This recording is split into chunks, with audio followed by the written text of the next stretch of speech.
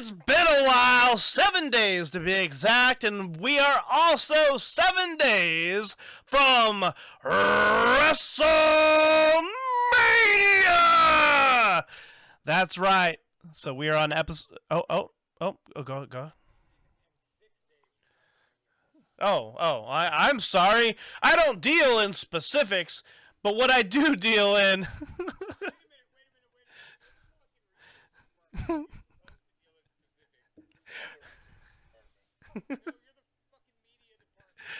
Okay, so what, that other voice that you hear, yes, he is here as well. We have, the rumors are true, we have none other than Mike Vanek himself. He is here to come play with us and talk WrestleMania.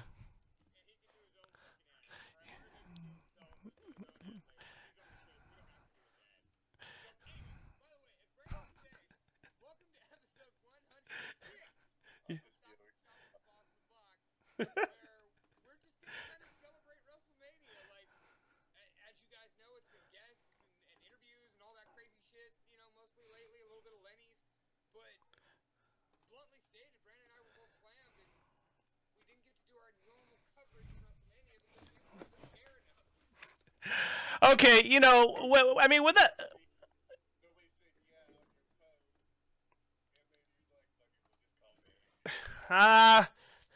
We love Vanek when he's not going on drunken tirades of drunkenness. So it.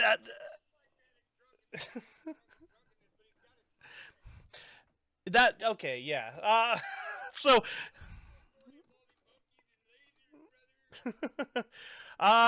Shady saying no sound. No sound from what?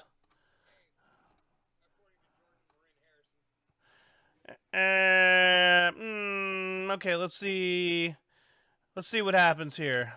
I hit this. Hey, Dave, go ahead and say something, Mr. Box. Okay. So being as, I always start strong. It's the finish that's weak with me. That's what she said. You muted me. you shut my mic off. Well, I wonder if that's actually the case because I've changed nothing. And somehow... we can't hear... Okay, so... No, Jordan says it's better, though. Okay, now Shady says he can't hear Dave. Well, no, but hang on. Shady might just be delayed to the reaction. He smokes a lot of pot. Like he might just be a little slow on the uptake. Jordan watches with rapt attention.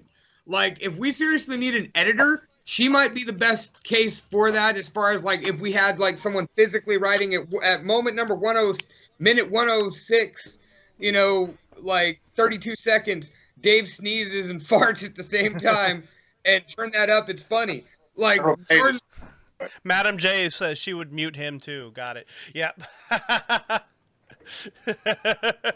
Yeah, No, she loves the sound of my voice, just like I love the sound of her. We all love the sound of Madam J's voice.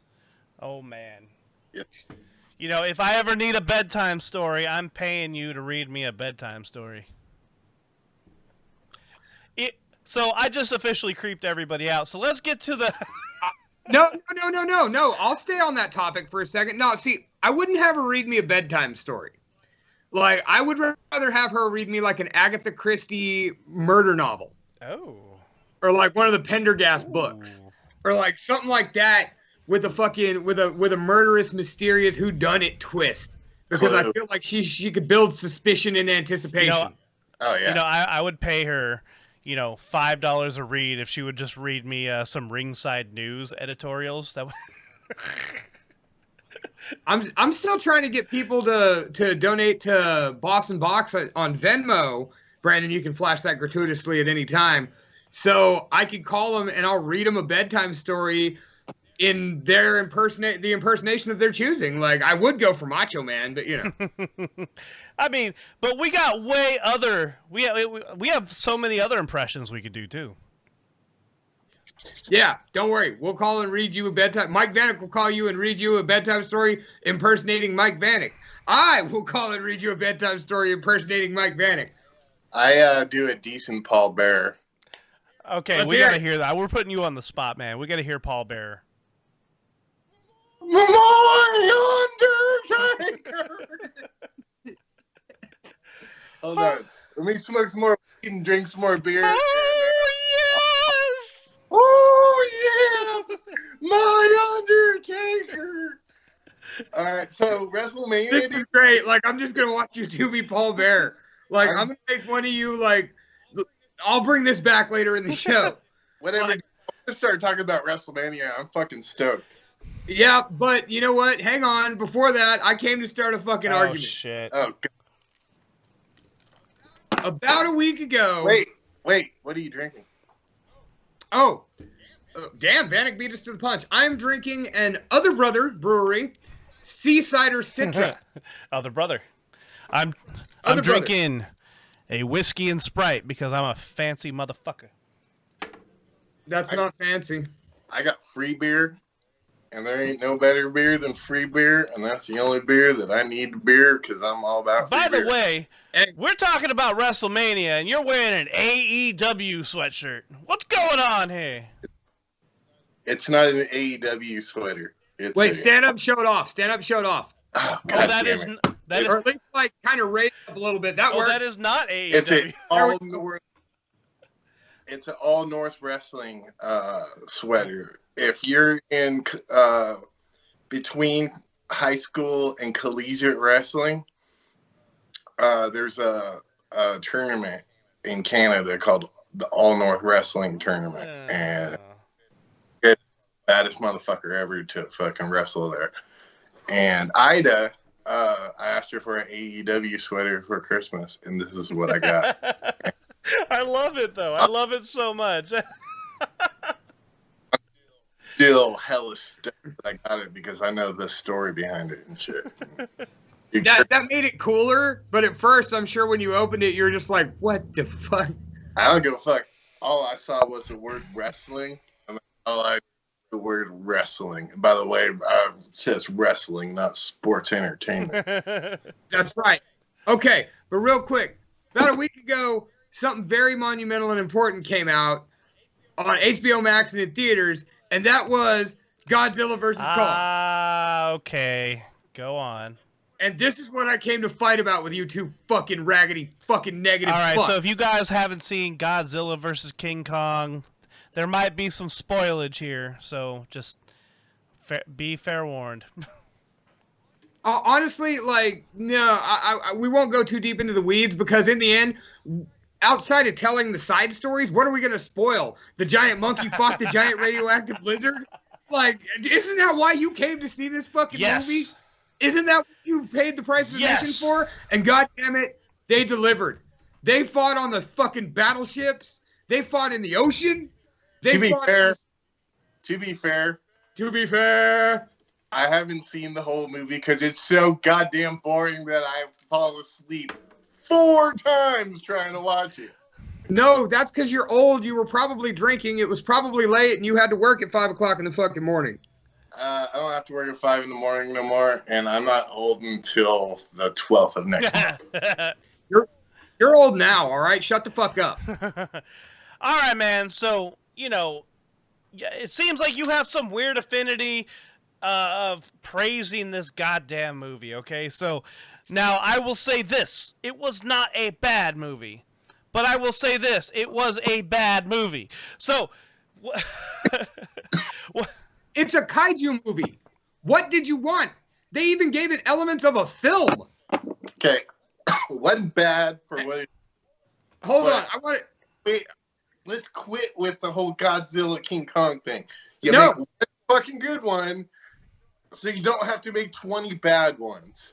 By the way, there hasn't been a good Godzilla King Kong movie since the 70s. well, That's not true. Fuck off. You fucking Brandon, what was your beef? Whatever. I like that shit. You cut Brandon off in the middle of his beef. Yeah, well. he just doesn't want my beef, so it's you know, there you go. But you know, okay, so Godzilla and King Kong, man. Where to begin? Okay, so number one, the movie was under 2 hours. Under 2 hours. It's a kaiju movie. It's a kaiju movie where we barely got any of the kaijus. That's so not true. The fight scenes were about 5 minutes each, and then at the very end, spoiler alert, cover your ears, ladies and gentlemen, if you care to see this fucking movie. At the very end, Mecha Godzilla comes out, and he's out for like not even 5 minutes, where they just wreck shop and destroy this fucking thing, and then they have a standoff and the movie ends. It was fucking stupid. Like, wait a minute. Hold the fuck on. First of all, each of those fight scenes was at least 15 to 20 fucking minutes. Like, especially the last one. Way. Like, dude, no. First, Godzilla and Kong brawled all through the streets of Hong Kong, like destroying the fucking city. Where fucking. By the way, when the hell did Hong Kong look like Tron? Hong Kong hella looks like Tron. When's the last time you went to Hong Kong? I haven't been on Google yet. Okay, so anyway, that fight scene, the fight scene between just those two was 5 to 10 minutes. Then Mechagodzilla came out, and they had to group up to win the day. Like, I don't want to spoil that whole fight scene for everybody, but that entirety from them, their Kong and Godzilla's final battle till the end of Mechagodzilla was at least 20 fucking minutes. Look, my biggest gripe was the fact that I felt for a giant kaiju titan movie, the fight scenes could have been longer, and I think you're giving it way more time than they actually were, man. They could have been longer, and the biggest thing that drove me fucking insane about this entire movie was every scene, whether it was the scene with the kids, whether it was the scene with the business people or the corporation, everybody was narrating what was happening in the next scene. It was just like a goddamn anime, which I enjoy anime, but this was way worse. So it was like, okay, Godzilla is following King Kong because why? So the scene before that, Godzilla is going to do something, and then the next scene, like we're fucking stupid, the actors are going, oh yeah, so Godzilla is following because of this and this and this. It's like, we fucking knew that. We just saw it happen on screen, you fucking asshole. Like, don't tell me what I'm seeing. Like, and they did that throughout the whole movie, and it drove me nuts. Have you ever watched a fucking kaiju movie? Yeah, dude. I've watched like an old kaiju movie? Dude, I've watched like 18 Godzilla movies. Dude, first of all, most of those barely knock in over an hour. Yeah, like, but this is Godzilla versus King Kong. This is Hulk Hogan versus the Ultimate Warrior at WrestleMania. So you're using Hogan the Warrior? Andre the Giant, sir. Fuck Andre. Fuck you! Oh, fuck you, Brandon. What the fuck's your beef with the boss? Like, he's the real boss, not you. Oh, my God. Hey, man, Andre was great when he was young, but the minute he got old, he got old. Great. Whatever, dude. He ran the wrestling business. Andre the Giant controlled the Andre the Giant was the godfather of the wrestling business. Andre the Giant snapped his fingers. Shit happened. Andre, what the fuck? So I can't even process you knocking on Andre the Giant. Oh my God, that's illegal. That's illegal. That's illegal. Yeah. In 72 countries. Someone call the cops. Ladies and gentlemen, the boss has turned heel on this episode tonight. Oh, man. Yeah, but, I have to say, Tim Shady Bone, all those matches sucked. And, when I knew Andre the Giant, growing up as a wrestling fan, I didn't fucking know Andre the Giant in his New Japan time. I learned that later on when I became an adult, and that was fine. But, dude, his time in WWF, which I knew as a kid, and I know Vanek's about to have an aneurysm because he's about to go into some NWA, WCW, the Territory Days argument. But the fact of the matter is, when he was mainstream, all he had going for him at that time was his size. Period. Andre the Giant, when you were watching Andre the Giant was a cripple who could barely walk. Andre the Giant did what he did to take care of his family. Oh, I know. Now, that being said, Andre the Giant did a lot for a man in pain.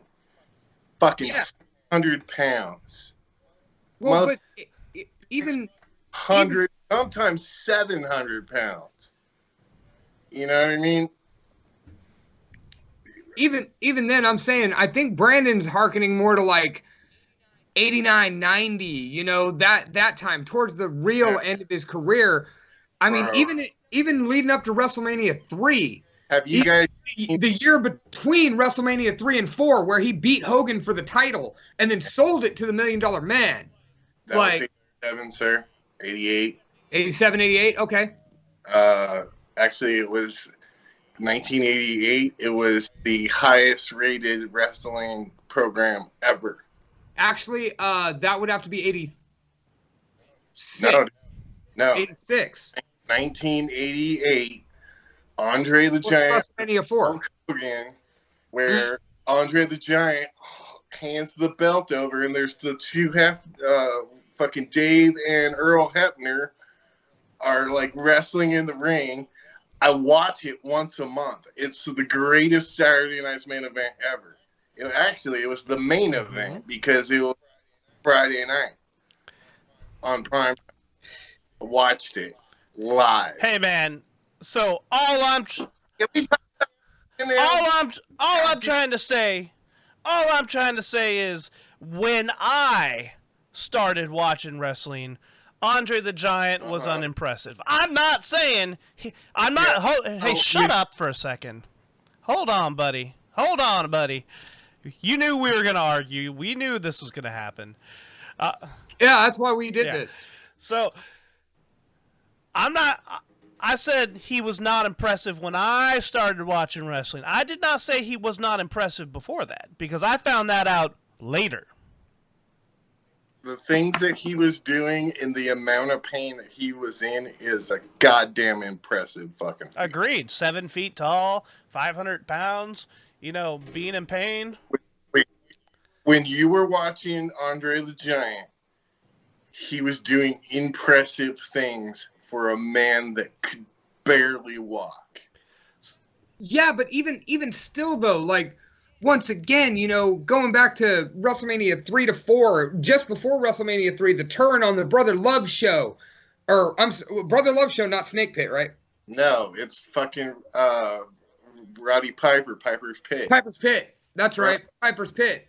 Come on, yeah. guys. And like when Andre came out and challenged Hogan and ripped his shirt off and tore the cross and made him bleed. You're bleeding. Yeah.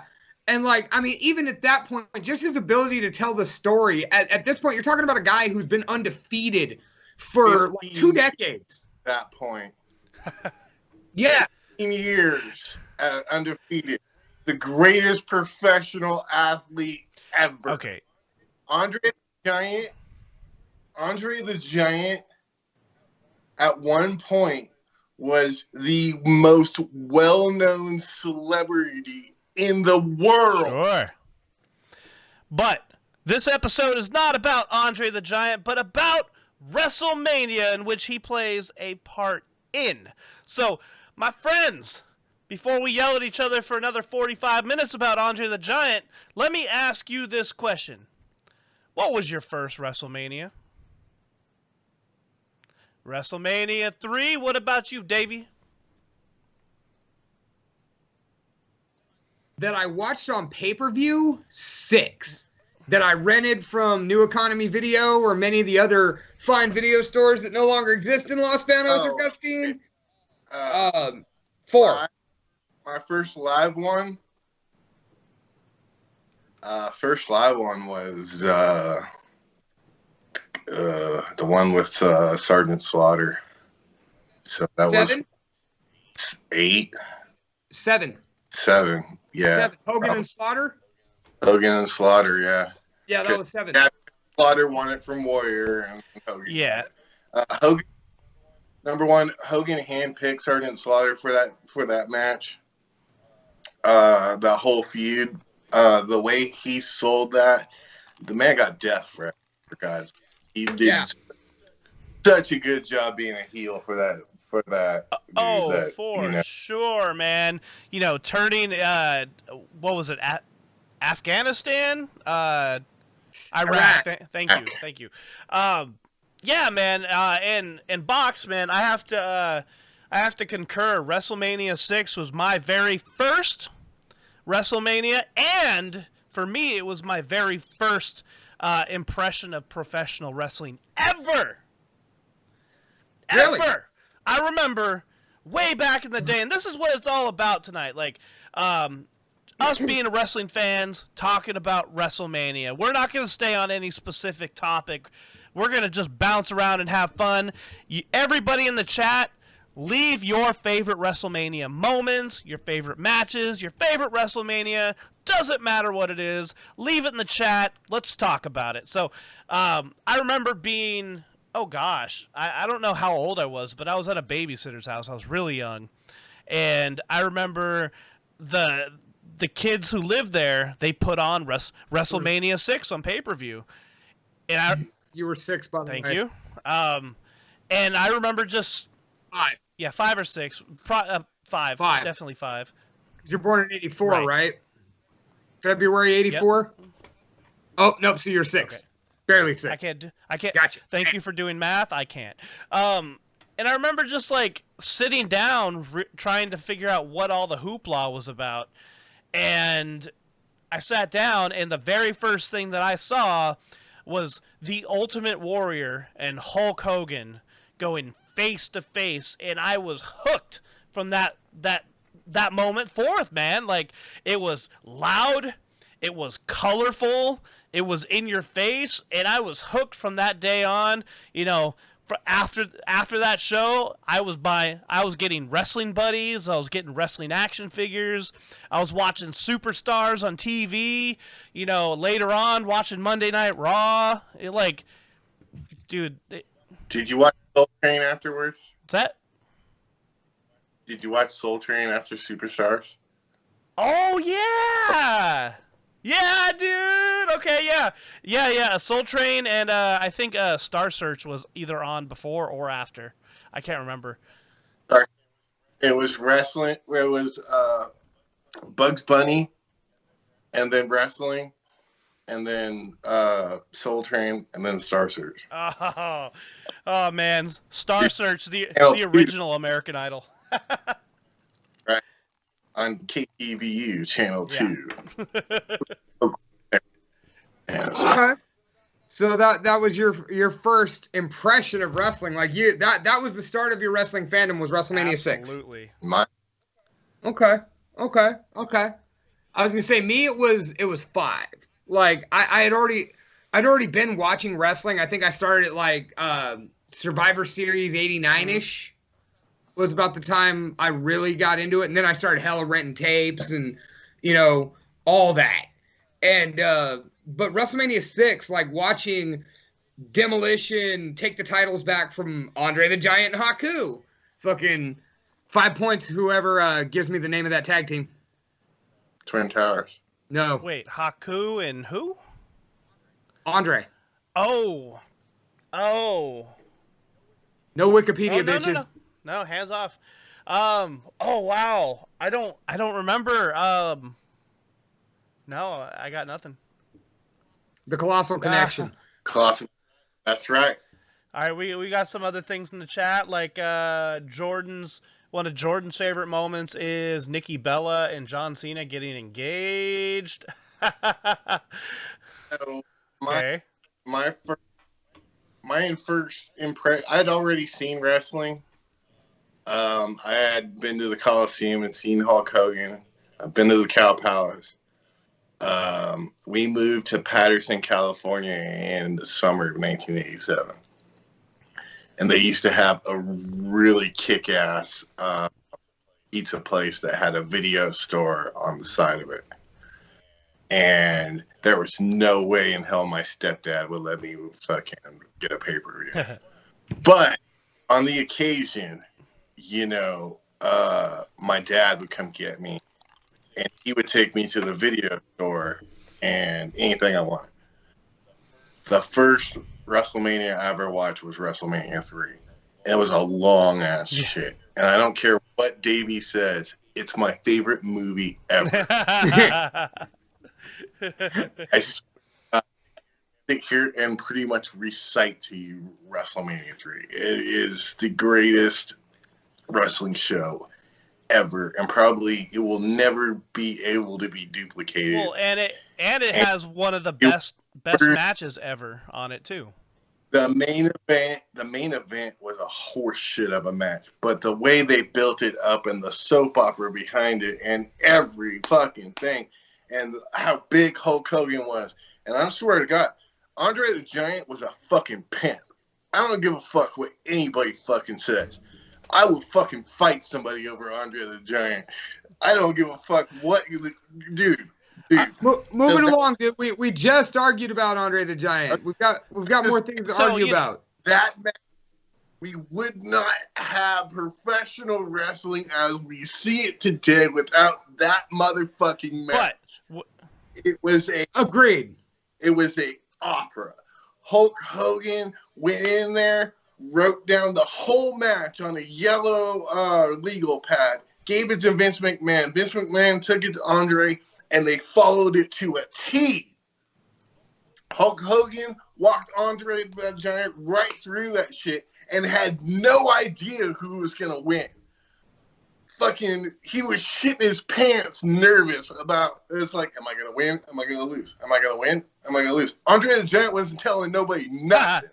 And Andre the Giant was the kind of guy to where if he walked in there and walked out with the belt, there was nothing Vince could say about it. It was Andre fucking Giant. He was the godfather of professional wrestling. Well, he's also a foot-tall monster. He's the boss.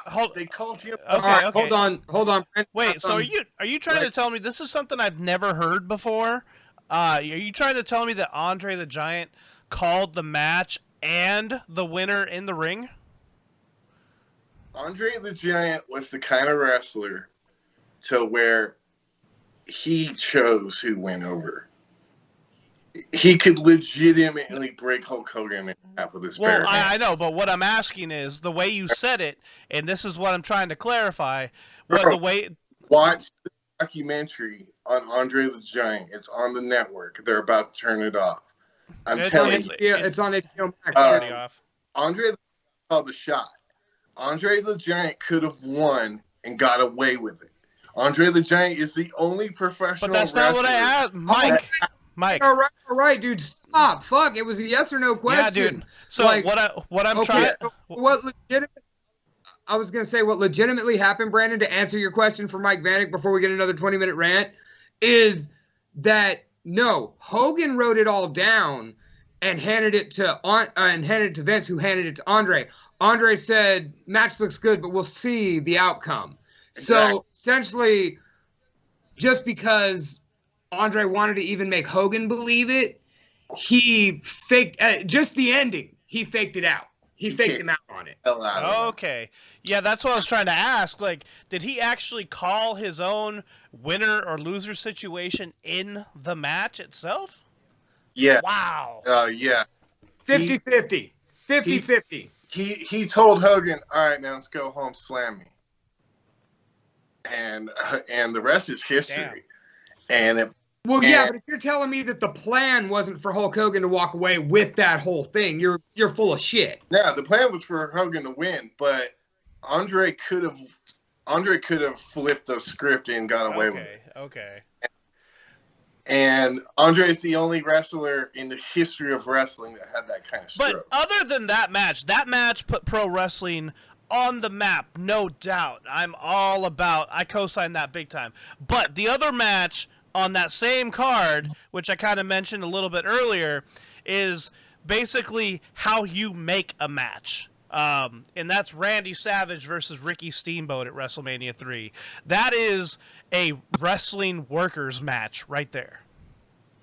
Yeah, you can't bring up WrestleMania's best matches, or especially WrestleMania 3, without diving deep into how that was the best pure match in history, or at the time, especially bit by bit. Some people still say it is. Yeah.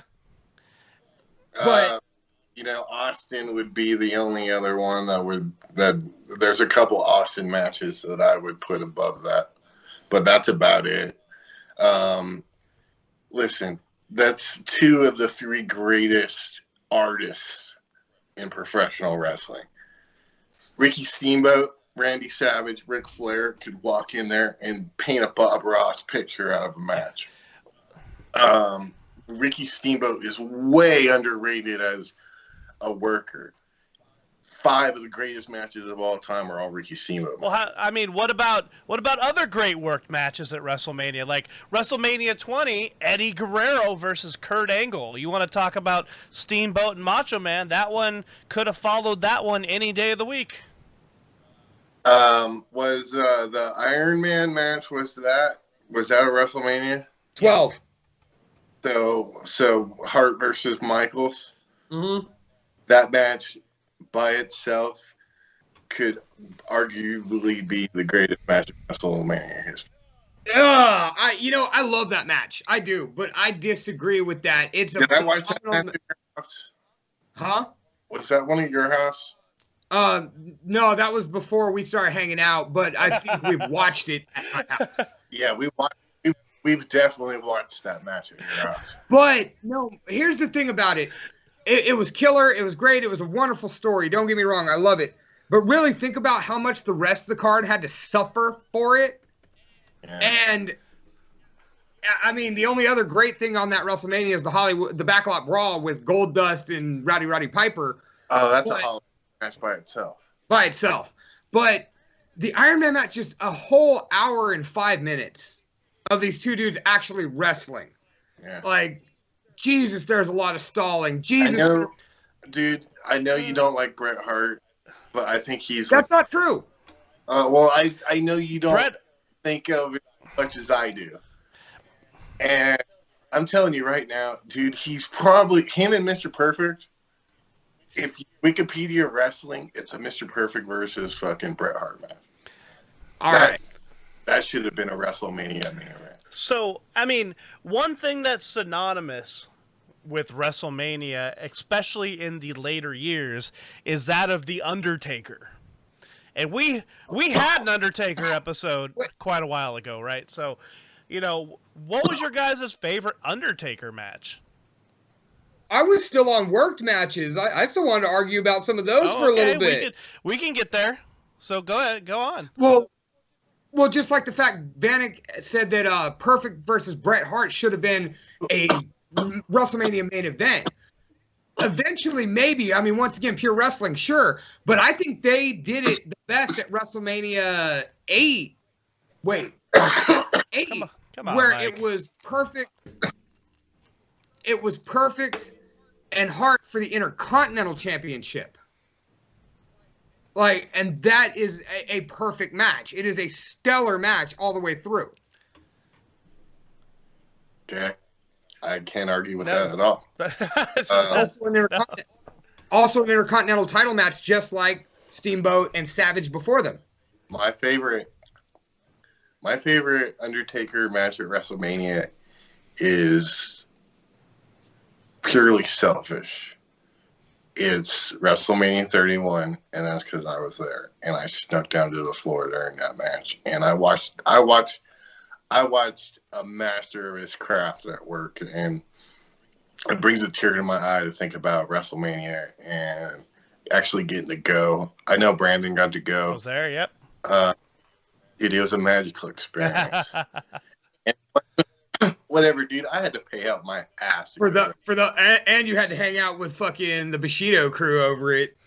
That was a gift. No, what you got to do because you were rolling with the Bushido crew was a gift. All I've ever heard you is Bobby Hart's a dick.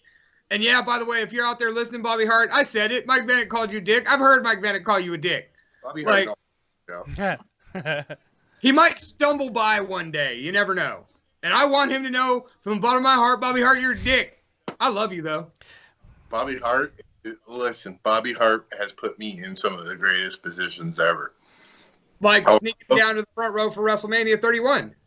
No, he didn't. I did that on my own, and I could But have he, watched.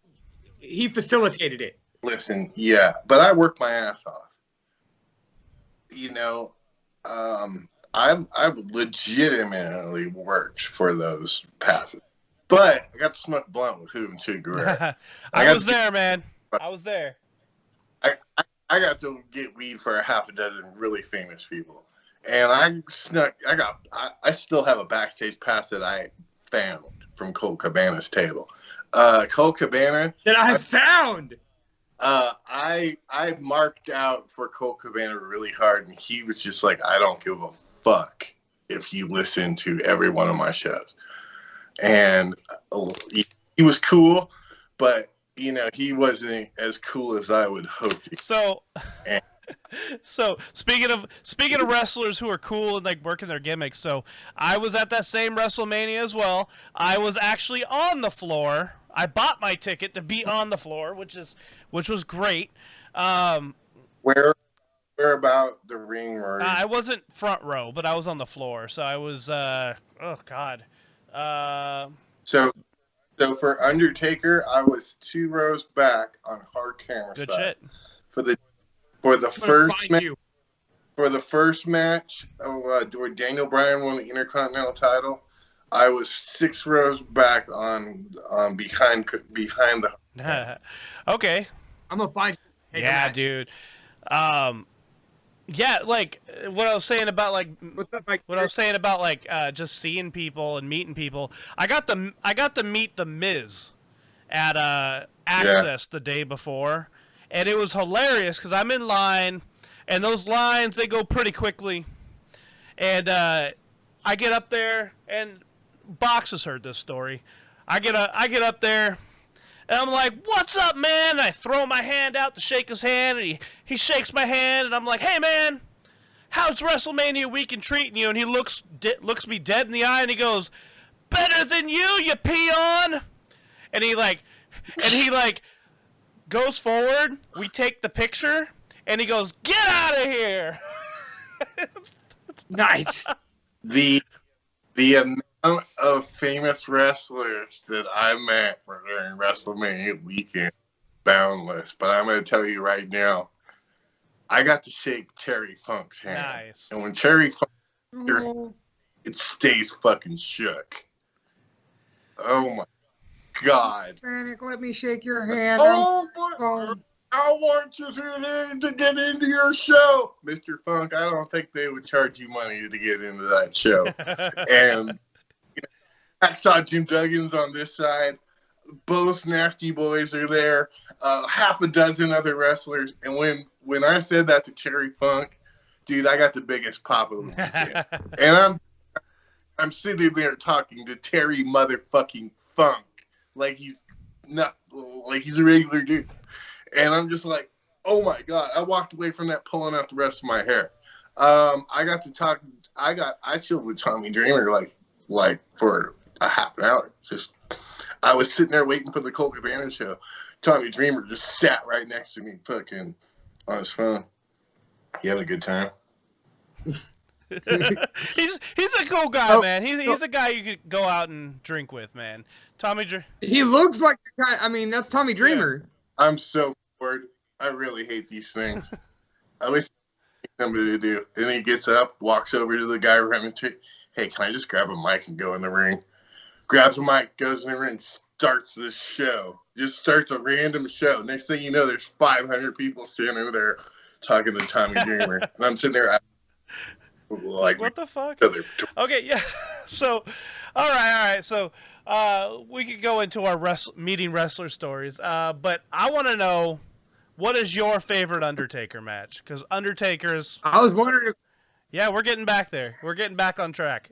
I was wondering if we were still there. Like, I was sitting there thinking that. And I was like, damn, this turned into Vanek's favorite Undertaker match because he was there. And then let's talk about WrestleMania weekend when I was there. As always happens with Mike Vanek when we get on the subject of that, we can look at him shitting and fucking epic. Yeah. Oh, calm down, Johnny. We gave you a whole show about this. Go dig me a dish, Billy. Oh, it's hard for me to tell you which one my favorite one really is. Like it really fucking like there's him and Triple H at WrestleMania 17 Mm-hmm. in the street fight. That was so good because it was kind of the first time you got to see Triple H be a real tough guy. You know, Taker was the American badass who, you know, and the story on that being that about a month out, they went, wait a minute, Taker and Triple H aren't on the card. Let's put them together. Fuck it. Like, they'll do good work. Like, and it turned out to be a highlight of both their careers. Fuck, man. CM Punk was really That's solid. actually you mentioned that one. That's actually one of my favorite. I forgot to mention it on our Undertaker episode because I forgot about it. But I recently watched it again, and the story and the build up to it was just so simple and so easy. You know, you got two individuals that were so different on two different realms, and they put on, you know, a super solid match, and I loved it. And I'm also a CM Punk mark, so that helps too.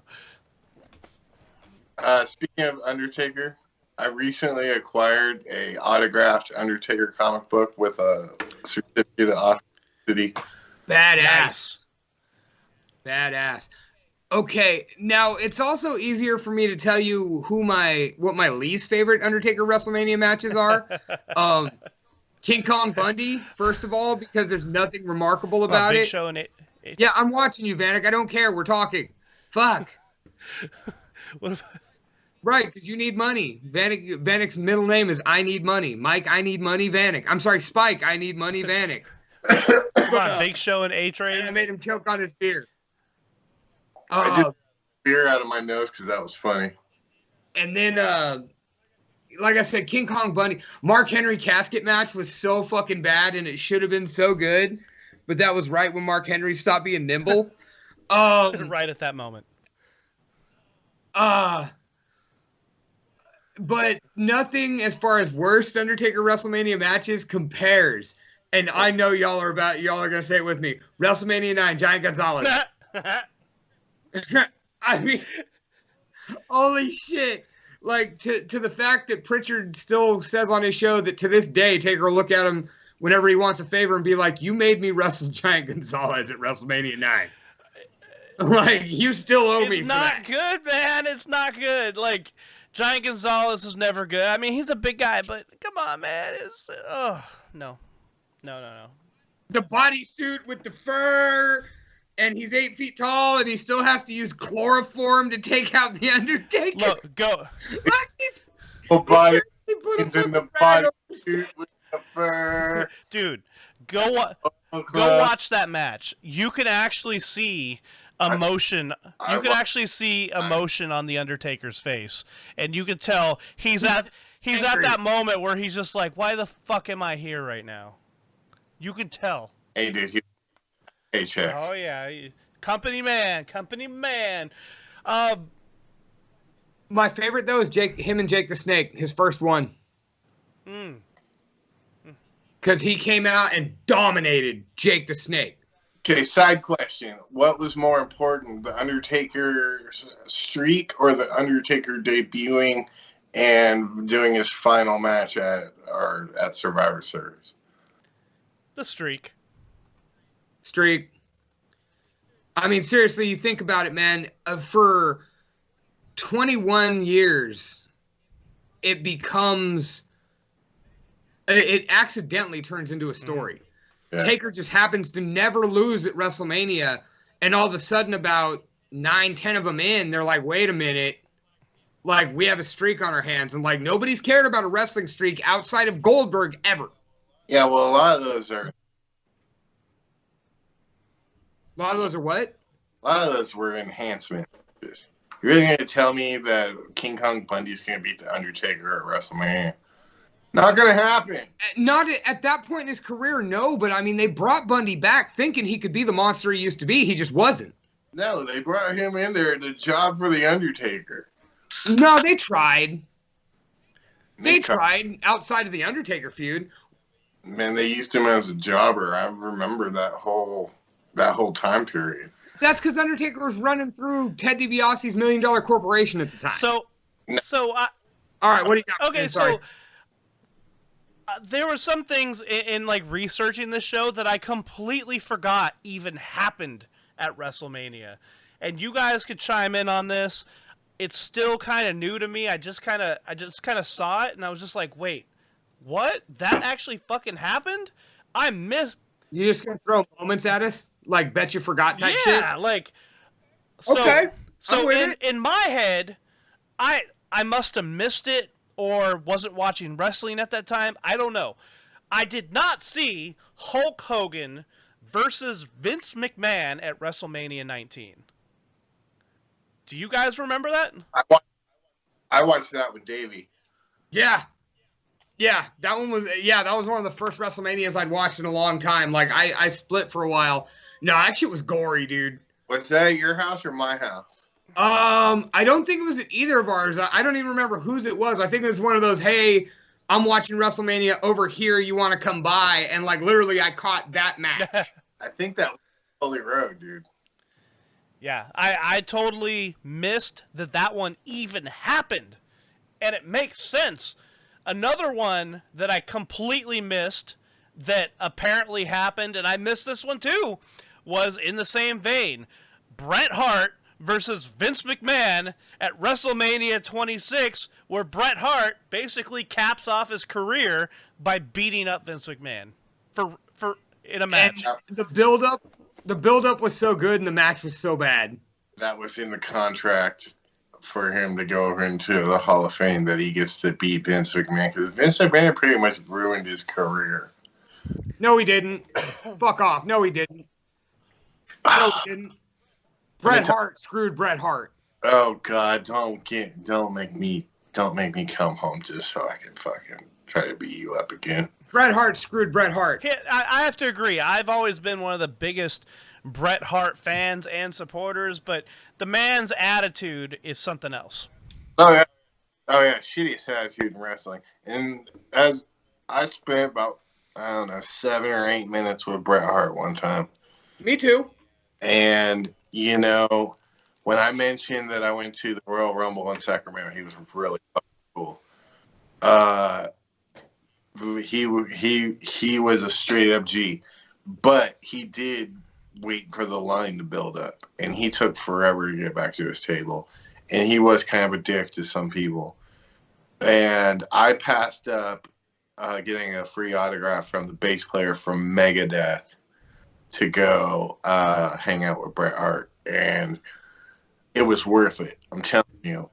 I told him I went to the Arco Arena fucking Royal Rumble. He was like the one against Razor. He's like, dude, Bret Hart is, dude. I can't name a better technical wrestler except for Kurt Hennig, but and that's per Bret Hart's admission to me. So, Bret Hart, Kurt Hennig. Okay. No, Bret Hart said Kurt Hennig was better to me. Did.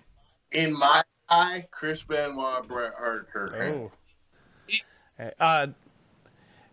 And by the way, in the chat, Jordan does say Undertaker versus Brock Lesnar is her favorite Undertaker match. Undertaker laughing at Brock. The moment, I would say that moment specifically, I think is what she's harping on, because that cannot be anybody's favorite fucking Undertaker match at WrestleMania. The one where he loses. God, that was so hard. What's your least favorite Undertaker match at WrestleMania? Giant Gonzalez.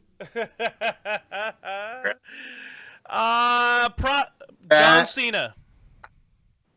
I enjoy that a whole lot better than the one they had to carry him out of. And it's like that was a garbage match. What, Taker and Triple H? Yeah, and they're carrying him out. No, that match was great, dude. When they had him exit to the Johnny Cash fucking theme. Oh my God, it was horrible. It was horrible because we thought that was it. Like, Basira Caliente, sir. Okay, so other than The Undertaker, what is one thing that you could think of that always reminds you of WrestleMania? One thing? Yeah, just one. While you guys are thinking about that, I'll give you mine. The one thing that always makes me think of WrestleMania and is always echoing in the back of my head, no matter what match I'm watching or whatever, is the voice of Howard Finkel. Gorilla Monsoon. The irresistible force versus the immovable object. You know how many times I've heard that just in everyday life? Will you stop? Oh, God. Bobby Heenan. Oh, I love it. I love it. Oh, yeah. Oh, yeah. I get that. The voice of the Fink, the voice of Gorilla Monsoon. Ladies and gentlemen, it is now time for WrestleMania.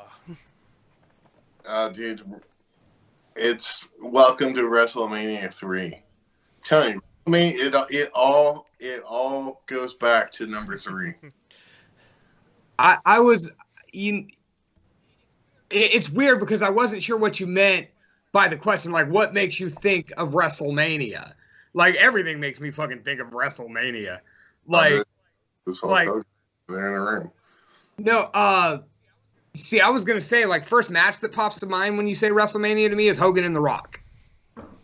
Ooh, that's a good one. Oh, that absolutely. honestly, man, that is the true quintessential, like, WrestleMania, even though it wasn't technically the main event moment when they get nose to nose and that whole crowd is just electric and you can hear them chanting Hogan, Rocky, and they're just standing nose to nose and they turn their heads to one side and turn their heads to the other. They back up and that bell rings and the way that place just goes off. Like, that's the Mount Rushmore of WrestleMania matches. Yeah. You know what I mean? Hogan Rock. You can pick a lot of Hogan matches, but Hogan Giant, Hogan Rock. That's the two. Hogan Rock or Austin Rock? Would you 17, by the way. Okay. What if Hogan Austin would have happened? I don't think it would have been as good. I don't think so either. I'm on that note as well because I don't think Austin would have sold for Hogan. Big Steve would kick his fucking ass. I don't think the styles. I don't think the styles would work because what was really cool about Hogan and The Rock was the fact that technically Hogan was the heel and Rock was the babyface. Yeah. And as soon as Hogan's music played, we knew that the crowd was not having that shit. And Hogan in the Hogan country. Mm-hmm. You know what I mean? It's like Ric Flair in North Carolina. Hulk Hogan in Canada is a fucking superhero. And dude, when there's a moment when they lock up and he throws The Rock back across the ring and he does the ear. Oh, and God. There's a moment I always remember where you just see about 20, 30 people. They just pan to like this group and there's like 30 people simultaneously just fucking doing the ear. And you realize that the way these two are going to work it is, yes, The Rock's going to be the heel, but he's going to, only as far as the crowd's concerned, it's more like a fight. It was as close as you could get as white meat babyface to white meat babyface because Hollywood Hulk Hogan, who is my favorite heel of all time, besides Ric Flair, who is God to me, Hollywood Hulk Hogan turned into red and yellow Hulk Hogan as soon as he stepped in that fucking ring. Well, still wearing the black and white. The people in Toronto were not going to let him be Hollywood that night. And the thing is I think to the point, if Hogan Austin would have happened in that vein, the showmanship of The Rock wouldn't have been there. And so I think Austin, like you said, would have just spent 20 minutes beating his ass. Beating the living hell out of Hulk Hogan. For Hogan to do the comeback. Like a stuck pig. And it was supposed to be in Texas. So, dude, there's no way in hell. It would have been the most bloodiest match of wrestling history. Yeah, and it would have sucked. Yeah, I don't know. I've never Styles clash. Bad match. Styles clash. I've never seen Steve Austin wrestle a bad match, and I've seen every match. All right, so I got another question for you guys. So, as we're kind of talking about that, let's not naming Hulk Hogan and not naming The Undertaker and not naming Shawn Michaels. Who is Mr. WrestleMania? Stone Cold Steve Austin, without a doubt. Yeah, like you just knocked the legs out from under all of us and basically left us with one option. Yeah, or The Rock. Rock is number 2 in my eyes behind Steve Austin. Steve Austin, Steve Austin is above and beyond better at everything than anybody else. That's not true. That's not true. And it is true. I'll fight you over that one, son. Really? He can't fly. So how about... He didn't have to. He did the Fed's press, dude, and that was as much flying as he needed to do. I'm just saying, Brandon's like, hey, without naming the best WrestleMania guys, who's the best WrestleMania guy? Like, you got to go with the guy who won 3 main events. Well, Cena. Right. Let me give you another one, and I think Davey knows what I'm going to say. What about Brock Lesnar? No, because Brock Lesnar is the greatest athlete known to man. But, well, dude, yeah, he is. He's just a big beefcake. Dude. No, he's a great athlete, but the greatest athlete known to man? No, he isn't. Dude, he ran... Don't care. 40. Don't care. Nope. We're talking wrestling here. We're not talking collegiate shit. Yeah, we're talking wrestling, dude. Like I get what you're saying, but he's not the greatest athlete of all time in wrestling. And like it's seriously, like I said, we just took out all the big players of WrestleMania and then said who would be Mr. WrestleMania. I put Kurt Angle in that list. Ooh. But before you get there, let me give you my reasoning. Ooh. I'd say Kurt Angle. Hold on, shut up! I want to hear Brandon's before reasoning. You get there, and we can get to Kurt Angle. Give me just a second. So my reasoning for Brock Lesnar is this: he beat the Undertaker. What do you think everybody was talking about for the next year after that? Is him. And that was because he beat him at WrestleMania. Then he went on to, I believe, headline 2 or 3 WrestleManias after that. Dude, Brock Lesnar is... I only remember one. There was 31. There was, I think, not last year or the year before. One of those. Last year. Yeah, but he just got his head kicked off. It wasn't even a good match. To have a whole segment about the main event at 31 because that was the most horseshit match ever. Him and Roman wasn't very good. I loved the main event of 31. I loved it. Roman Reigns right now should be in his first WrestleMania main event. Roman Reigns right now is the best Roman Reigns I've ever seen, and I fucking hate Roman Reigns. And I'm telling you right now, he's the best heel they have. You know what I mean? He's number 1. And it's the first time I will ever say, you know how much I hate Roman Reigns. God, if I have to hear you say I hate Roman Reigns one more time. He's the best they have. And there you go. And he left. He's like, I can't deal with this anymore. You let Vanek on the show at another goddamn time, man. I swear to God. Right? Like, who booked this shit? No, dude, I get it. Like, no, I get it. I think he's a lot better than everybody's giving him credit for. We just didn't want to see him in that spot right now. Yes, right now he's showed us he deserves that spot, but he looks like $1 million. You want $1 million wrestling superstar to be in your next movie? It's Roman Reigns, bro. I agree with you as far as the personality's finally gotten there. As far as his matches outside of the King Corbin thing, dude doesn't have bad matches ever. ever. Paul Heyman is the cherry on top of everything. Yeah, because they finally got somebody who could talk with him. Roman Reigns is the second coming of John Cena. John Cena was the same way. You can argue that some of his storylines, whatever, were shitty, but like John Cena, he is great in every match he's been in, and throughout the years, he would excel and improve his performance as well. Yeah, he still had the five moves of doom. You know what I mean? But like, then Roman Reigns came along and kind of took that same act and then improved upon it. All right, first of all, John Cena's the shit. Yeah, John Cena's the shit.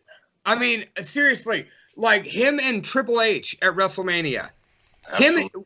Him and Shawn Michaels at WrestleMania. Yeah. Like, I liked his story with The Undertaker. I did not like the Fiend match, but everything else I've ever seen John Cena at WrestleMania has been mine. You didn't like the cinematic match? Did not like it one Loved it. Absolutely adored it. I wouldn't call it a match. But it was fun. I liked the AJ match a lot more. I liked the AJ. I thought AJ and Undertaker did a fucking awesome job. Do you feel all the credit in the world for that Undertaker AJ Styles match goes to Jeremy Borash? We know. But do you guys feel, WrestleMania cementing the legacy of The Undertaker, do you guys feel that was the proper send-off he needed? No. No, but it was the proper one for the time. For the time, yeah. Absolutely. Like, I would not have minded that being him coming back. I'd never wanted to see him at WrestleMania again after Brock Lesnar. I guarantee you he'll wrestle another match. I'm just saying, I think he will. Outside of you guys getting to be at WrestleMania, him and Bray Wyatt was not good. Like, put Bray Wyatt on the fucking map. Yeah, but the Bray fact Wyatt that it happened in the daylight. Bray Wyatt got a world title out of that match. I'm just saying, the fact that it happened in the daylight just wrecked it. No, me and Brandon miserably hot. And me and Brandon have had this discussion that, Bray Wyatt's great, but name me an oh my God Bray Wyatt moment that's not cinematic. It doesn't exist. When he won the world title for the first time, I was screaming at the TV. You were screaming at the TV from the surprise and you were happy who won it. But I'm saying, like, tell me a moment in a match that just makes you go, oh my God, Bray Wyatt. It's all the character that you love about Bray Wyatt. Yeah. And his ring work is good. Oh, his ring work's spectacular. But it's nothing that grabs the attention. And plus, he's a third generation. Doesn't matter. Doesn't matter. Oh, shit. And this is coming from no. I get what you're saying. It matters that he's a third generation wrestler. His ring work is spot on, perfect. However, he does nothing amazing to wow you in the ring. The character of Bray Wyatt is what you're interested in. Correct me if I'm wrong. He's got the best finisher in the game. I mean, it's pretty cool. It. Absolutely fucking love Sister Abigail. Love it. And him with Alexa Bliss, dude, it's a factor. It's a money factory. It's a license to make money. I'm all about that. Once again, that's all the character, not the ring. Alexa Bliss has to be their best female talent besides Asuka or Charlotte. Rhea Ripley's kind of my thing, but Rhea Ripley would be there. Rhea Ripley would be the next generation's, champion for years to come. When we're old men, Rhea Ripley would be the Charlotte Flair of the. All right, let me steal the reins for a second. What's your least favorite WrestleMania match of all time? Like, which one just had you go, oh God, no? I actually hate the one they just pulled off of Peacock. Roddy Piper versus Bad News Brown is one of the oh God! I would fast painted half black. Yeah. Some people call me the Hot Rod. Some people call me the Hot Scott. You know, honestly, Oh God. for me, It's a horrible match too. there's a lot of matches, a lot of bad matches. Like, you know, kind of mentioned earlier, there was that Undertaker versus A Train and Big Show match was just a shitty match. But the one match I just wasn't interested in at all, even though I was there and watching it on TV. Once again, at WrestleMania 31, it was Paige and AJ Lee versus the Bella Twins, and Oh, that was such a good match for what it was, dude. I don't know. I had no interest. I still have no interest, which is weird because I love the Bella Twins. I love Paige. I thought AJ Lee was hot. AJ Lee's last match, right? That was AJ Lee's last match. But I had no interest in it. Like, even when I was there, I was like, cool, this is a concession break.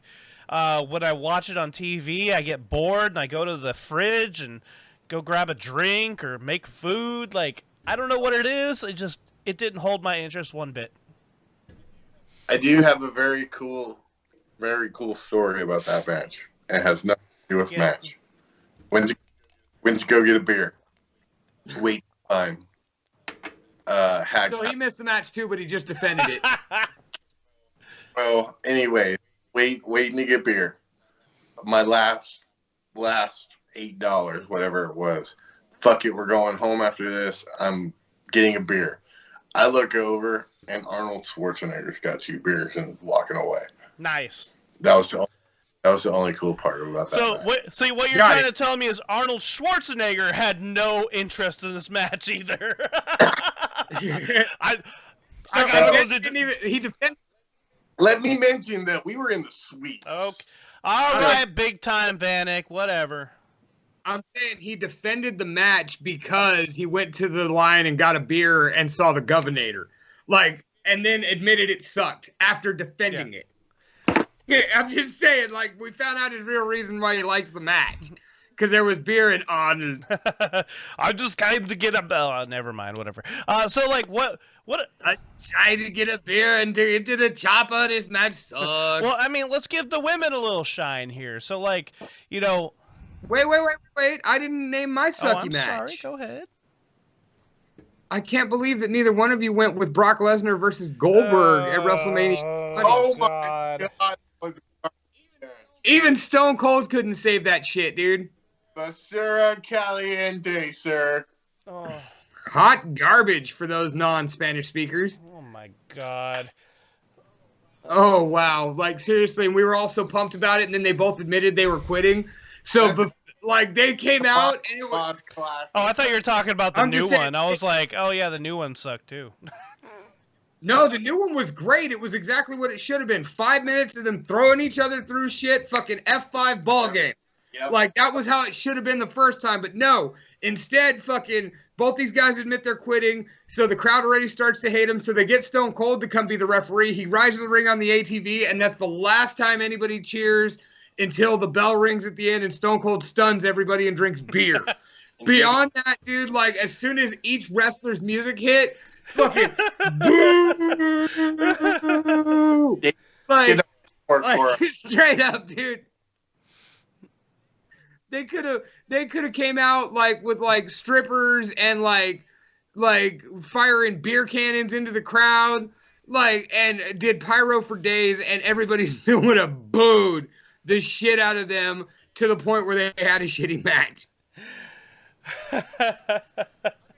I think I'm going to go watch that just to boo. You know, I'm just going to go boo at my TV for a while after this. Talking about shitty matches, remember that whole Bobby Lashley versus Umaga with Donald Trump and Vince McMahon in the corner? That wasn't a bad match. Bobby Lashley is the dude. Bobby Lashley should have been a world champion for the last 15 years. I disagree, and he was a world champion where he should have been in Impact. But that being said, no, he hadn't found his character yet. No, he was Mike Tyson, dude, without the flair. Like, big and like, oh my God, I'm gonna kick your Can I ass. say that man just doesn't age? He's in his 40s, and he still looks like how he did at WrestleMania 23. Bobby Lashley can break you in half with his bare hands. No doubt, that doesn't mean he can entertain me otherwise, dude. Like, don't get me wrong. Recently, he's gotten there, and in Impact, he was a fucking killer, dude. Him and Eddie Edwards. Oh, yeah. Oh my Hurt- god. Oh, yeah. Dude, Hurt Business, Hurt. I don't like what they're doing with the Hurt Business, but the Hurt Business is a license to make. It's the best thing in wrestling. I got to break your heart a little bit. They broke up the Hurt Business. Yeah, I know. That's what I just said. I don't like what's going on with the Hurt Business, but I'm saying that angle is the best thing in wrestling right now. I'm telling you. Okay. That NJ Jericho, and oh my God, I can't wait for Jericho and the Stone Cold thing. Oh yeah. Fuck, dude. I can only imagine what he's going to fucking say. They're not gonna let him say anything great. I don't think Oh so my- either. It's gonna be edited so much. Whatever. Like, you're gonna see the clock behind him, like switching times and shit. I'm moving over to the Exodus poster now. So, like, as I was kind of saying, is like, let's give the women a little bit of shine here. Like, you know, who would you say? Because there hasn't been a metric fuck ton of women's matches at WrestleMania up until the last maybe 6, 7, 8 years. So, do you have a favorite women's match? Who would you call Mrs. WrestleMania? And I think we all have the same answer for that one. I doubt it, because I mean, my personal favorite women's match is Mickie James and Trish Stratus from WrestleMania 22. That was so good. Is that the one where she licked her? Yeah. Yes. Oh, good. Yep. And the crowd turned on Trish. Oh, Like, good. and then Mickey had a bloody nose crawling into the ring to fucking end it. The end got fucked up. But, oh my God, up until that moment, that was the best women's match in history at WrestleMania. And to me, it's still one of them. There have been better matches, but that's my favorite. So, mine? Are you ready for it? Go ahead and pick a Charlotte Flair match. Yeah, just pick one. They're like, Just pick. She puts on a clinic every time she gets in the ring. Charlotte, Becky, Sasha. Oh my God. And by the way, when we get married, me and Charlotte, I swear to God, man, I get y'all tickets all the time. wait, I just want to hang out with your, like, second removed brother-in-law at that point in Conrad Thompson. Like, You're not allowed to hang out with Conrad if I get married to Charlotte. why? Because I said, No, fuck that, dude. I want to hang out with Conrad Thompson. wait, did you say you want to marry Whatever. Charlotte? Yeah. hell yeah. Hey, I'm not with you on this. Just because her boobs were a little crooked in that leaked selfie, like, I like I Charlotte love Flair. her as a That was wrestler. it, I dude. cannot stand what she looks like. That's the only shot I got to make Ric Flair legitimately my dad. Oh man. By the way, Ric Flair told me, fucking dead in the eye, Modesto? Yeah, I've been there a few times. I could be your dad. That was the greatest moment of your life, huh? It ranks right up there with the birth of your son. I'm not from Modesto. I'm from Richmond. What? Yeah. Yeah, but that's probably not what you told him until you walked away and then thought about it and then realized Ric Flair couldn't really be your dad. No, I don't tell people Richmond. I tell people Modesto. Exactly. And you probably told Ric Flair Modesto. Sure did. What about what about like how do you guys feel about like specialty matches, showcase matches? Lawrence Taylor versus Bam Bam Bigelow to main event WrestleMania 11. That was I garbage. thought it was good. That was garbage. Lawrence Taylor did what he could. Don't get me wrong. For what it was cool, but main event of WrestleMania, no, come the fuck on. It could No. have been the match before. It was a very, very disappointing match, but the build-up with Triple H was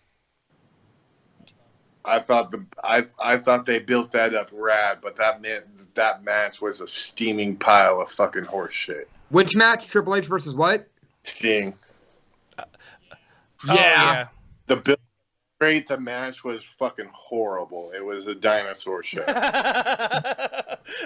Ladies and gentlemen, bring out the dinosaurs. Yeah, it was a dinosaur show, but it was pretty cool to watch the NWO and DX fight. Whatever.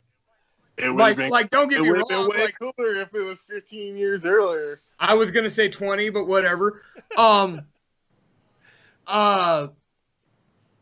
It's not my most hated specialty match, but one of the weirdest matches at WrestleMania was WrestleMania 6 or 7. I think it's 7.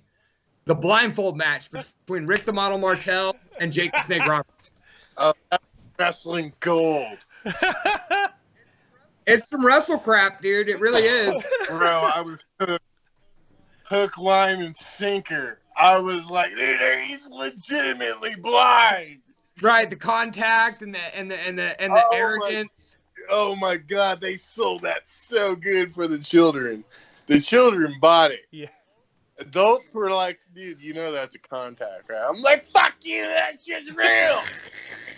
Oh, that's so good. By the way, Jordan says her worst WrestleMania match is Melina versus Ashley at 23. Okay. I agree. That's a pretty bad match. I feel bad, too, because Ashley just didn't have it. Melina was ahead of her time, man. I think if Melina had been there 5-6 years later, or 8-9 years later, I think she has something to offer. She could wrestle. Yeah. And I dug the shit out of her. Her last NWA match was fucking really good. Like I said, she was caught in the middle there. Right when Trish, Mickey, and Lita all kind of bowed out was right about the time Melina got up into that level, and there was nobody for her to have real matches with, so she went to being a diva again.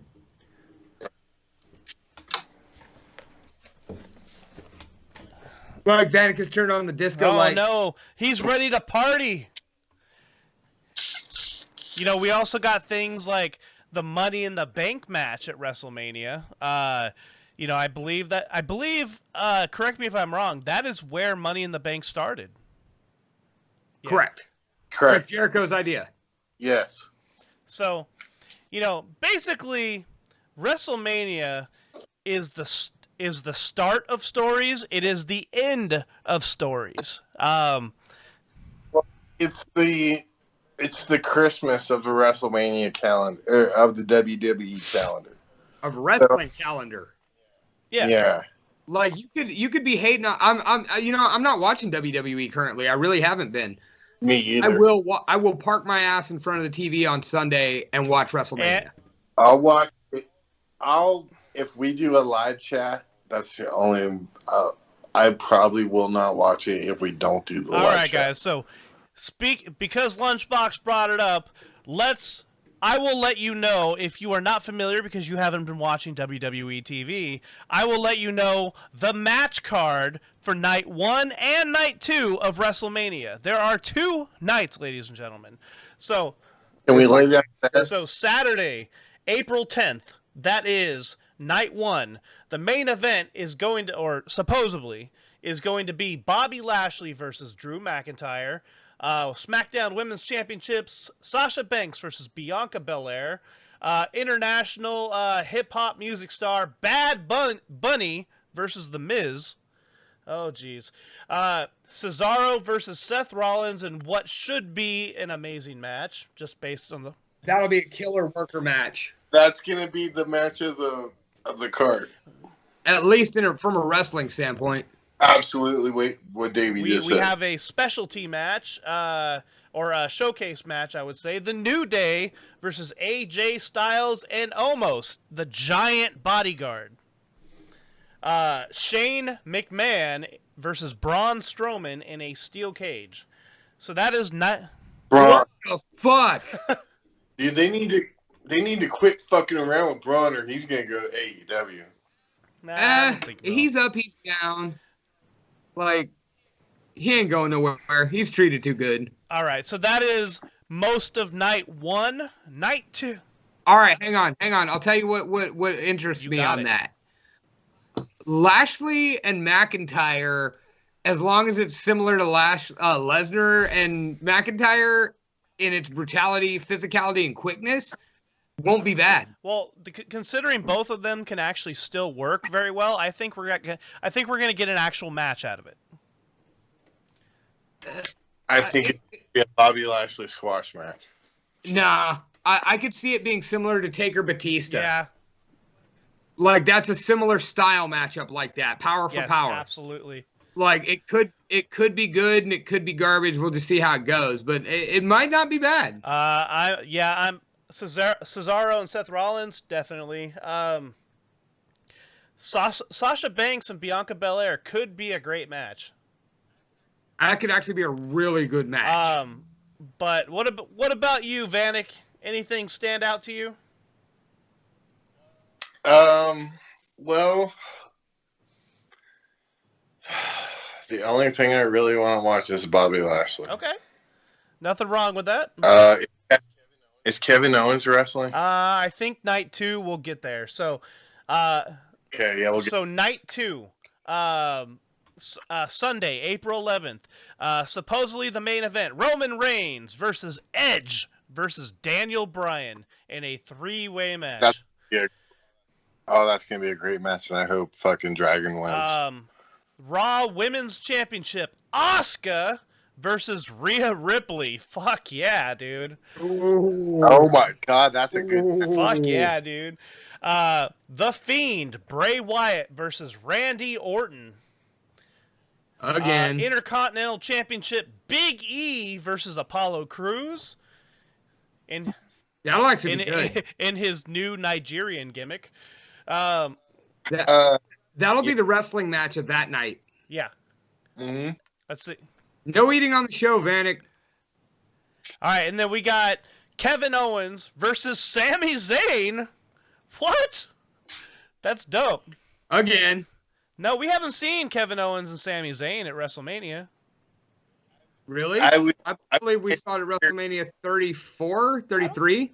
I don't remember. They've done it. It's been there. It's been done before. I would give a year's salary to see El Generico on WWE TV. Hey, give us some time. We might see it.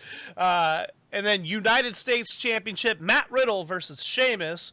And they are predicting SmackDown Tag Team Championships: Dolph Ziggler and Bobby Roode versus the Street Profits. Street Profits all day. Well, it's not a confirmed match, but it probably will happen. By the way, Bobby Roode is the most underused wrestler. Bobby Roode should have been world champion already. Yeah. Like, I thought so, too. He was definitely an NXT champion. Do you know what I would give for beer money to get back together? I think James Storm is so overrated. Underrated. No, overrated, for sure. Dude, James Storm's fucking badass, dude. I love James Storm. So that is WrestleMania. You know, we kind of gave our thoughts on past WrestleManias and how we kind of thought about it. Yeah, I agree. Jordan Shane was being kind of a chicken shit last pay-per-view. It's what he does, dude. Like, dude, it's classic heel 101. Yeah. So, what are your guys' thoughts? Are you guys excited for WrestleMania? I'm definitely gonna watch it. I don't know what I think of it, but this year is supposedly both nights are supposed to be in front of 25,000 fans per night. So we're gonna get a pro wrestling event outside of AEW with a lot of fans. So AEW doesn't have that many. No, they don't. No. AEW's been doing like 1,000, a few hundred. Yeah. But like, AEW right now, we go. Fly here, we'll go. Noted. But anyway, like, no, I'm in. That makes me more interested because part of WrestleMania is supposed to be the crowd, the roar, the excitement, the atmosphere, all of it. Yeah. And last year we got fucking robbed of that, and that's why And that's why the cinematic matches stole the show. Like, dude, Charlotte and Rhea Ripley was incredible last year. Lesnar and McIntyre was as good as it could have been. And it was a solid match. But what did we all talk about? The Boneyard match and the Firefly Funhouse, for good or for bad.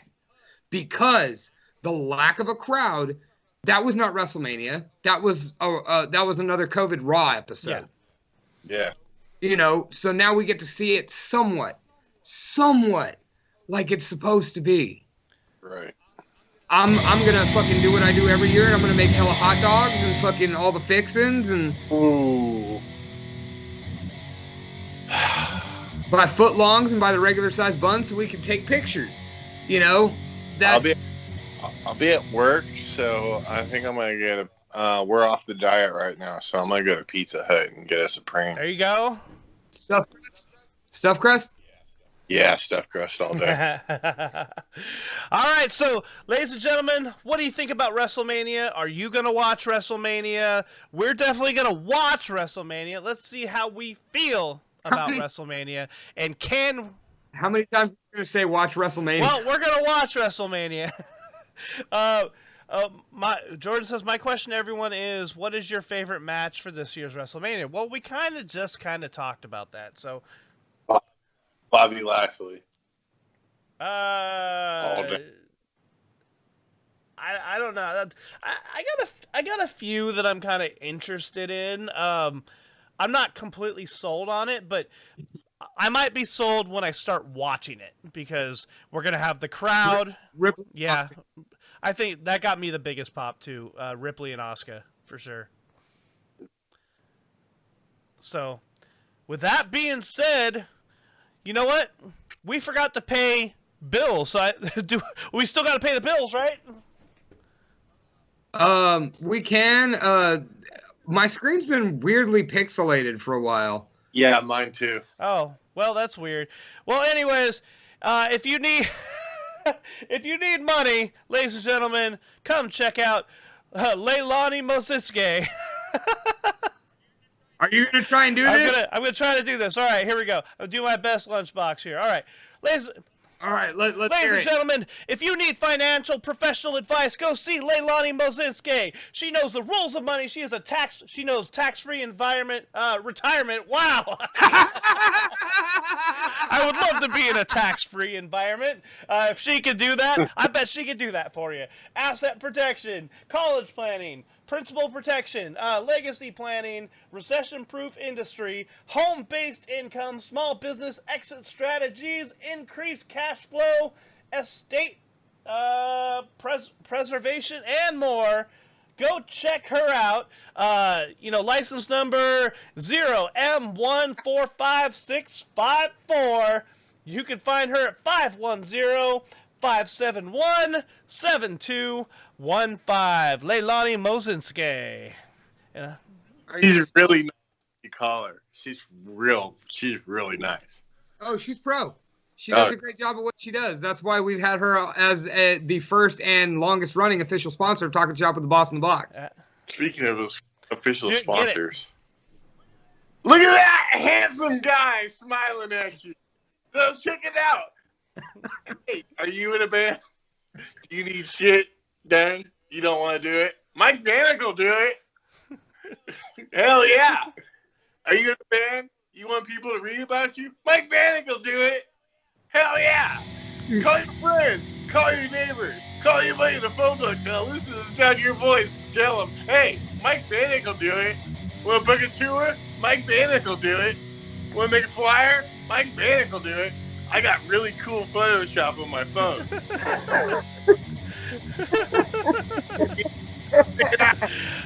All right. And with that being said, Mr. Lunchbox, can you tell us about Gun Music Radio? Ladies and gentlemen, you can now find Talking Shop with the Boss in the Box on Gun Music Radio. That is Gun with Gun Music Radio. You can find them at radioking.com/Gun Music Radio. Independent underground out of Grant Pass, Oregon. Proud affiliate of Talking Shop with the Boss in the Box. Hooked us up with Radio King out of Europe, and also the 5, that is the number 5, IVEXL.com. You can hear us live, or actually pre-recorded, on Saturday nights at 6 p.m. Pacific Standard Time. If in case you didn't get to join our handsome faces right here live on Facebook. Props boy for Rebel's mother. Yeah, that's right. Also, just to kind of close it away, do you like beautiful women? I love beautiful women, and the Bungalow Bunnies Burlesque Troupe is full of beautiful women. Ladies and gentlemen, if you need beautiful girls to put on a show at your party, your wedding, your rock or metal show, you name it, go check out the Bungalow Bunnies. Bungalow Bunnies Burlesque, you can find them on Facebook and Instagram. Go check them out. They will surely listen to what you have to say. So, ladies and gentlemen, Mr. Lunchbox, where can they find you? You're muted, sir. You, sir. My bad. I was so busy laughing at you guys. This this is why I'm the shill. So, but I'll shill for the show, so don't worry about it. All right.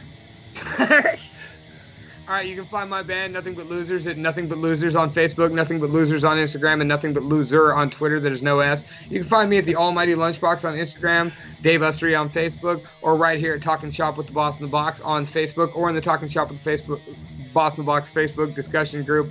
And I'll do my outro shtick here in a minute. Brandon, what about? Oh, I'm sorry, Mike Vanek. Where can they find you? He already said his piece. Mike Vanek, where? Instagram, Twitter, Facebook, everything. Check out my band, Resin Party. It's not really a band. It's Mike Vanek playing in his basement, but it's pretty cool. I have a lot of... Yeah, he likes to masturbate with his guitar and bass in his basement with some disco lights, so it's pretty cool. Hey, what's up, Twin Dave? You show up right as we're getting ready to get off here, but it's nice to see you on our friend-anniversary. What's up, Kevin? All right, so you can find me on Instagram at The Real Brandon Blacker, and go find my band, Suburban Paranoia, on all social media platforms and streaming devices. By the way, make sure you tune in next week, because we have a special friend that we're going to interview. His name is Robert Calhoun, and he is from the Sacramento music scene. He is in a band called Wormflesh, and he is the owner of Arachnid Cabinets. So we will see him next week for episode 107. Take us away, Lunchbox. Ladies and gentlemen, thank you once again for joining us for your episode 106 of Talking Shop with the Boss in the Box. You can find this show on Gun Music Radio. That is Gun Music Radio. RadioKing.com/gun. That is GUNN musicradio.com. You can find us at Talking Shop with the Boss in the Box on Facebook. Don't forget to join the Talking Shop with the Boss in the Box Facebook discussion group, where we shitpost memes, wrestling bullshit, and all sorts of other dumb shit all day, every day, covering all the bullshit that you want to bullshit about the bullshit about. Anyway, you can also find this show at Talking Shop with the Boss in the Box on Instagram. You can find us at shop_talking on Twitter. And don't forget to find us on YouTube, like, subscribe, and share at Talking Shop with the Boss in the Box. But most importantly, you can find us every Monday night at 8 p.m. Pacific Standard Time for episode 107 of Talking Shop with the Boss in the Box, live on Facebook. That's right. See you next week, everybody. Have a fantastic week.